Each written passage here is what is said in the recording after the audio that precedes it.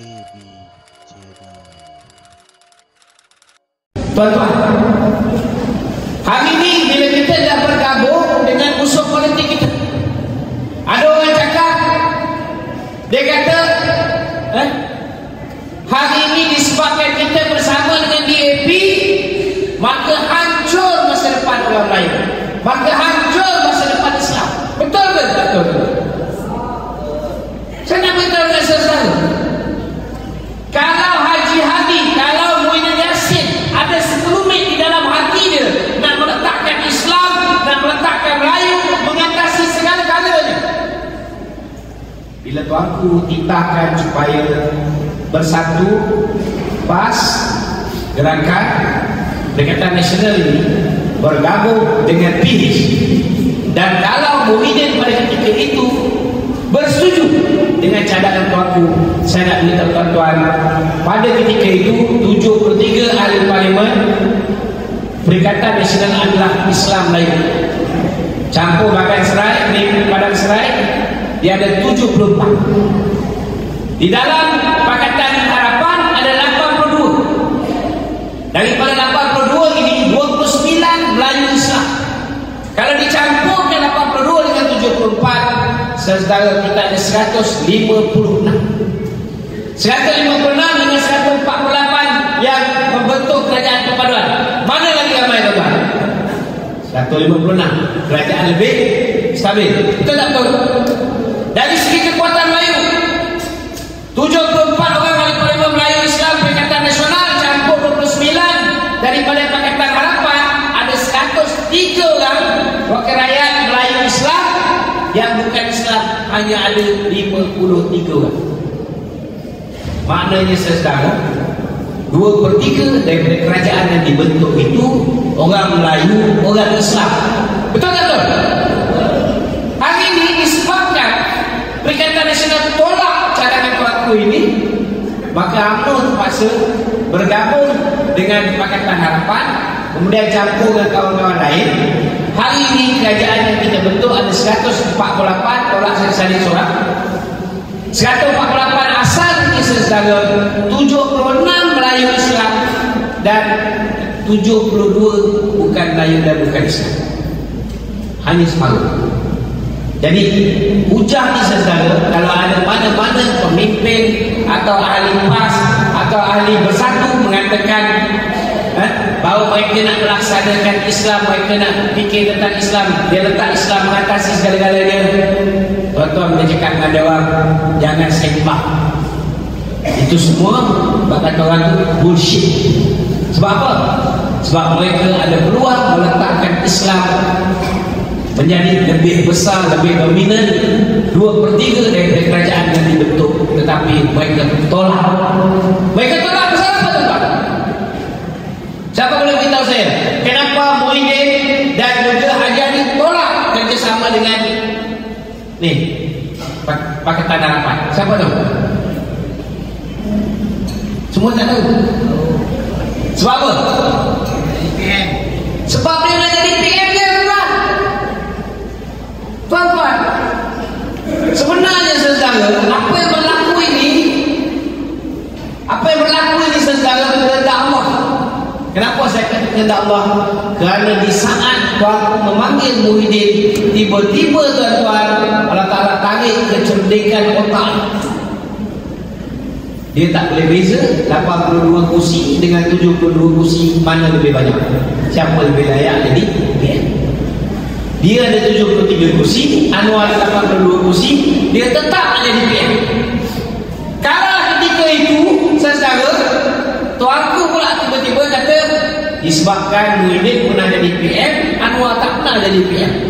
Disebabkan Anwar pernah jadi TPM, maka better mencadangkan Muhyiddin jadi PM, Anwar jadi TPM saja. Agak-agak tuan-tuan, Muhyiddin setuju tak kerjasama dengan DAP? Confirm setuju tuan-tuan. Sebab dia nak jawatan Perdana Menteri saja. Dia tak rasa nikmat jadi Perdana Menteri. Dia boleh lockdown satu negara sesuka hati bapak dia. Dia boleh bentangkan apa saja tuan-tuan. Dia boleh gunakan duit negara ketika musim darurat tuan, tanpa perlu dibawa kepada parlimen, dan kita pun dah tahu hari ini berapa banyak direct ego project yang dia berikan, kemudian dia sapu duit janda wibawa, kemudian dengan duit daripada toke-toke judi yang dia nikmati, dia dah rasa nikmat jadi Perdana Menteri tuan-tuan. Dia tak nak jadi timbalan Perdana Menteri. Kalau masa tu Allah Ta'ala tak cabut dia punya kebijaksanaan tuan-tuan, dia berfikir sejenak, daripada aku jadi kluster mahkamah, timbalan Perdana Menteri pun timbalan Perdana Menteri lah. Betul tak? Janji tak masuk jail dan menantu aku tak bayar lagi. Betul tak betul tuan-tuan? Tapi ini realiti. Itu sebabnya saya nak beritahu tuan-tuan, setiap apa yang berlaku ni saudara, semuanya saudara kerana Allah Ta'ala nak ia berlaku. Walaupun kita UMNO disebutas oleh kawan kita sendiri, oleh orang yang dah berpuluh tahun tuan-tuan kaya raya, kerana apa? Betul tak tuan-tuan? Mereka khianati kita, mereka sabotaj kita. Ada yang tak dicalonkan terus lompat parti, masuk PAS, bertanding lawan kita, menang kan? Sebab fitnah ke atas kita pada ketika itu cukup dahsyat. Ada orang kata undi BN korang akan dapat DAP. Last kali korang tak undi BN lah, DAP yang berkuasa. Nampak tak? Ini semua. Itu sebabnya saudara, hari ini kita kena nikmatikan, kita kena nikmatikan. Pertamanya yang memutuskan supaya kita kerjasama dengan musuh politik kita ialah rakyat. Ini keputusan rakyat. Kedua, kita ada dua pilihan, nak pilih Muhyiddin atau pilih Anwar. Tuan-tuan, kita dah pernah pilih Muhyiddin, kita dah pernah maafkan pengkhianatan Muhyiddin. Betul tak betul? Apa jadi? Kita maafkan dia, kita ampunkan dia, malah dia hanya ada 32 kursi. Itu pun yang betul-betul menang atas tiket bersatu tak ada. Bersatu bertanding tiket PCR, bersatu menang 13 kursi. Yang ikut Muhyiddin ketika itu 5 orang. 5 orang ni. Yang lain siapa? 16 dia curi daripada UMNO, 9 dia curi daripada PCR. Walaupun jumlah dia kecil, kita bagi dia jadi Perdana Menteri, walaupun kita ada 42 kursi itu. Tuan-tuan, timbalan Perdana Menteri pun dia tak bagi kita. Menteri Kanan pun dia ambil 2, dia bagi 1 daripada Datuk Seri Ismail Sabri. Saudara, kementerian dia bagi kita Kementerian Cat Ayam. Dulu UBI Menteri Junior dia seorang wanita muda. Satu kementerian, Kementerian Sains, Teknologi dan Alat Sekitar, dia bagi 3 tu kan. Satu dia bagi kepada timbalan Presiden PAS, Pemerintahan. Satu dibagi kepada KJ, Kementerian Sains. Satu dibagi Samsul Anwar Nasaran untuk Kementerian UMNO, Kementerian Tenaga. Bagi 3. Itu standard macam mana Muhyiddin layan. Tak cukup dengan itu tuan-tuan, dia tikam kita, dia bully kita. Duit UMNO dibekukan, dah menang kat mahkamah, dia tak ada rilis, dia merayu lagi, menang lagi, merayu lagi 3 kali tuan. Kemudian bila sampai ke Sabah tu, kita dah meluap. Kita punya presiden nak dipenjarakan, kita punya mantan presiden hari ni bukan nak dipenjarakan, dah masuk penjara pun.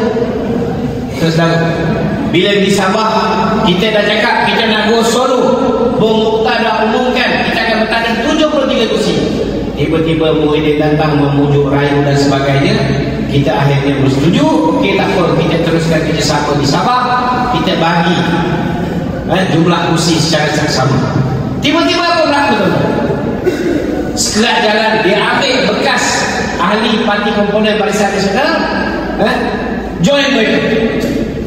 Kemudian dia bagi duit dekat musuh-musuh, orang-orang yang bertanding bebas, supaya lawan dan kalahkan kita. Masuklah sahabat saya di Tawar, dia menceritakan Hamzah Zainuddin datang bagi 200,000 pada dia bertanding cara bebas. Saya nak tanya tuan-tuan, akhirnya dia bertanding lebih daripada kita, darah dia bertanding lebih daripada kita. Kita menang lagi banyak daripada dia jadi ketua menteri. Jadi macam mana tuan-tuan kita nak kerjasama dengan mereka? Itu sebab di Melaka, walaupun Tan Sri Anwar Musa kata boleh menang hanya 8 kursi, Ismail Sabri kata tak boleh menang. Tapi Datuk saya kata no way, kita go solo. Dan Alhamdulillah kerana masa itu bersesuaian, tuan-tuan, bukan kerana UMNO pun, tetapi masa itu juga penting.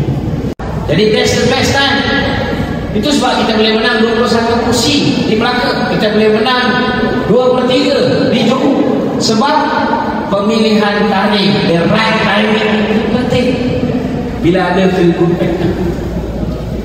Tapi nampak macam mana saudara, kerana nakkan kursi Perdana Menteri balik, nak berasa jadi menteri kabinet balik, akhirnya saudara bila raya dipilih hingga akhirnya UMNO berada dalam keadaan yang cukup menyedihkan, tinggal 20 kursi. Jadi di antara dua pilihan Muhyiddin dan Anwar tadi, kita tak kena khianat dengan Muhyiddin. Anwar pernah khianat kita tak tahu. Yang kena kan presiden kita, mantan presiden kita, ialah kerajaan PH di bawah pimpinan Mahathir, bukan bawah pimpinan Anwar Ibrahim. Yang bully kita ialah Mahathir dan Muhyiddin, bukan Anwar Ibrahim. Jadi akhirnya tuan-tuan, selepas berbincang macam Datuk Seri Syafri tadi sebut, sampai pukul 1 pagi, kita pilih yang mana mudarat yang paling kecil, paling kuat. Maka akhirnya kita putuskan untuk memilih bersama dengan Datuk Seri Anwar sebagai calon Perdana Menteri kita, dan memilih bersama dengan Pakatan Harapan sebagai parti komponen untuk kita bergabung dan membentuk kerajaan. Tuan-tuan, dari segi pilihan, yang pertama tadi, antara dua ni kita pilih orang yang belum menganiaya kita. Tambahan pula Datuk Seri Anwar pernah dianiaya oleh Mahathir juga. Maka sudah pasti tuan-tuan, orang yang pernah kena aniaya ini, dia tahu macam mana perasaan menganiaya, kena aniaya. Jadi kita harap dia tidak menganiaya kita seperti mana Mahathir aniaya kita, Muhyiddin aniaya kita. Kedua tuan-tuan, dari segi masa depan politik UMNO, UMNO tuan-tuan bertanding di 114 kursi. 114 kursi. Dulu kita ada 122 kursi tahun 2018. Baru-baru ni kita bertanding 114 kursi. Saya nak beritahu tuan-tuan, daripada 114 kursi ni, 74 kursi dimenangi oleh Perikatan Nasional. Kalau kita buat keputusan bersama dengan Perikatan Nasional, pilihan raya akan datang, UMNO akan hanya boleh bertanding di 26 kursi yang kita dah menang. Yang 74 kursi yang Perikatan Nasional menang ni, boleh tak kita bertanding kursi? No way. Tak boleh tak boleh. Mana lagi tempat yang UMNO boleh bertanding? 29 kursi Melayu yang PKR amanah menang. Betul? Itu saja. Daripada 29 kursi yang PKR amanah menang ni tuan-tuan, kursi Melayu, agak-agak kalau berebut dengan bersatu dengan PAS ni, boleh tak UMNO dapat lebih?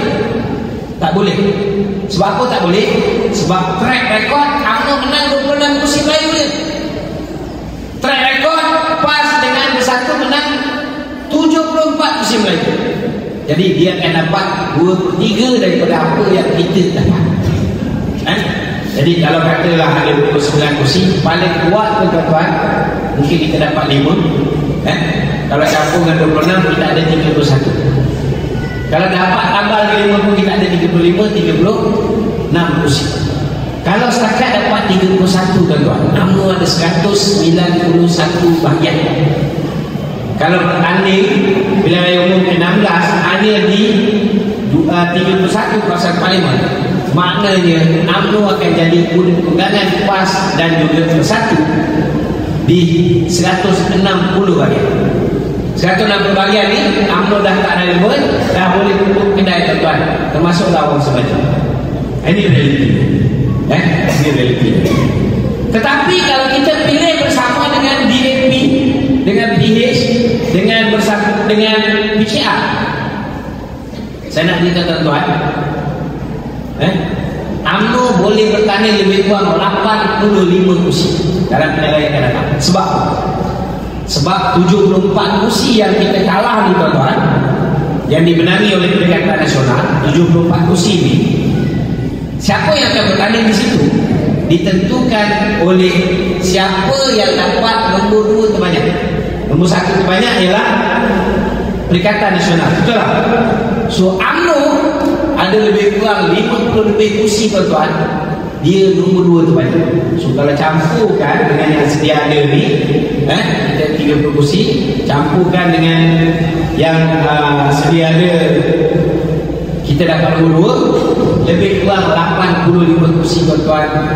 BN boleh bertanding dalam pilihan raya yang akan datang. 85 kursi paling banyak. Maknanya dalam bertingkat lain, saudara, potensi untuk UMNO jadi parti dominan itu ada. Tapi tuan-tuan kena kerja daripada sekarang. Kita kena pastikan kita kena menangi hati orang Melayu. Kita boleh menang di kawasan-kawasan Melayu yang akan diamanahkan kepada kita untuk bertanding. Dan kalau kita menang lebih banyak daripada PKR, daripada DAP, daripada amanah, mengikut perjanjian, siapa yang dapat kursi paling banyak, dialah Perdana Menteri. Jadi potensi itu untuk kembali menjadi dominan itu ada tuan-tuan. Itu sebabnya saudara, jangan gundah kerana jangan rasa kita ni dah kalah, dah ditipu tangan, kena bijak lagi, kita tak boleh bangkit.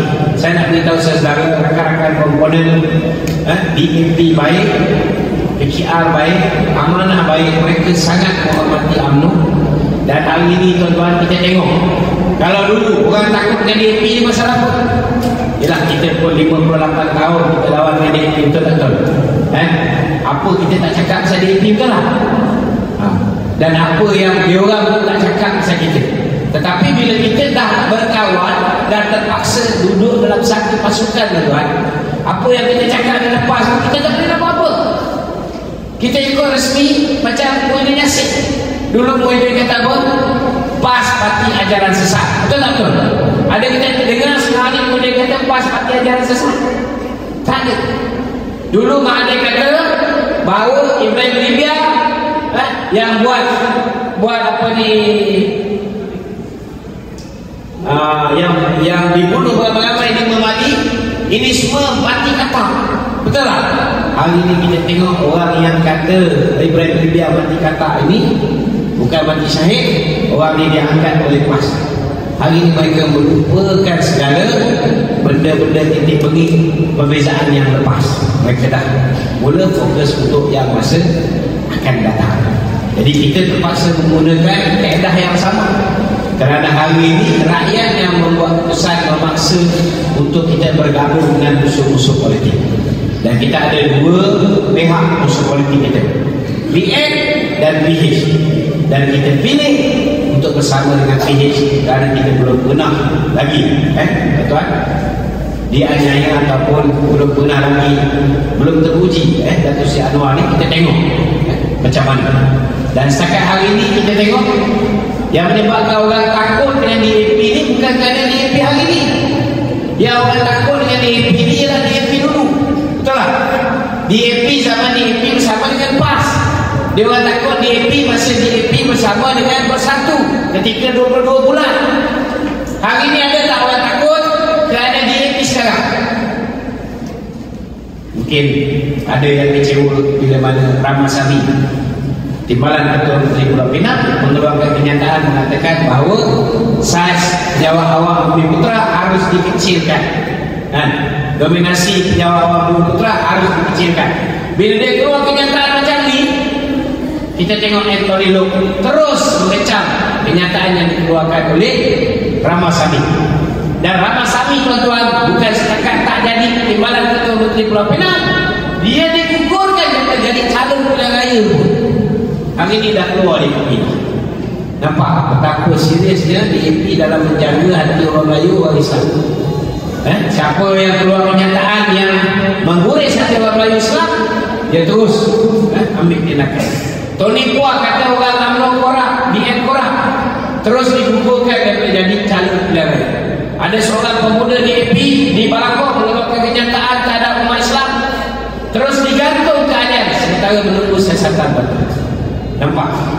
DAP hari ini betul-betul nak jaga hubungan dengan kita. Dan mereka ni tuan-tuan, mereka belajar melalui persiapan. Dulu bila mereka berkuasa 22 bulan, bila mereka tersilap cakap, mereka terlanjur perbuatan, akhirnya berkuasa hanya 22 bulan, lepas tu jadi pembangkang. Bila jadi pembangkang tuan-tuan, apa jadi? Lim Kuan Yin, Susah Agung DAP akhirnya menjadi kluster mahkamah. Betul tak? So mereka juga belajar melalui kesilapan yang lepas, dan ini memudahkan kita.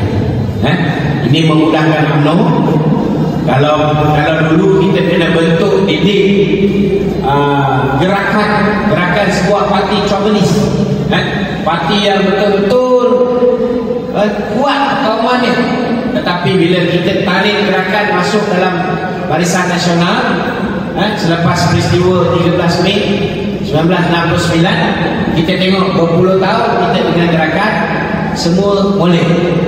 Tak ada kita dengar gerakan ni chauvinis ke, tak ada kita dengar gerakan ini anti Melayu, anti Islam. Bila dia dah keluar tinggalkan kita, hari ni barulah kita tengok kenyataan mereka kembali macam sebelum peristiwa 13 Mei. Tak ada pula buat pas ni yang bersuara. Jadi itu mukadimah saya pada malam ni, tadi moderator kita.